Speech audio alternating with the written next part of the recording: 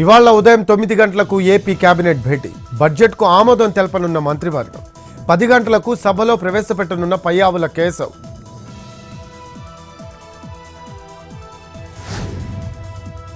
ఈరోజు టీపీసీసీ విస్తృత కార్యవర్గ సమావేశం. మధ్యాహ్నం 2 గంటలకు మీటింగ్. హాజరు కానున్న CM Revanth Reddy, deputy CM Bhatti.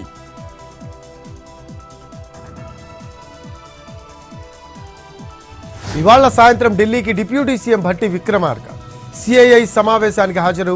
రాత్రి ఢిల్లీలోనే భట్టి విక్రమార్క.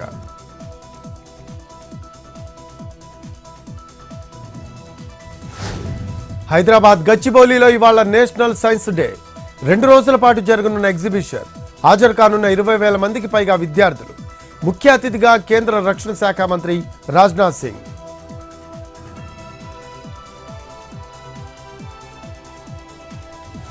స్థానికేతర కోటా ఇక తెలంగాణ విద్యార్థులకి. ఏపీ విద్యార్థులు పోటీ పట్టడానికి వీలు లేకుండా ఉత్తర్వులు. 6 నుంచి ఇంటర్ వరకు చదువు ఆధారంగా స్థానికత గుర్తింపు. ఇంజనీరింగ్తో పాటు ఇతర వృత్తి విద్యా కోర్సులకు వర్తింపు.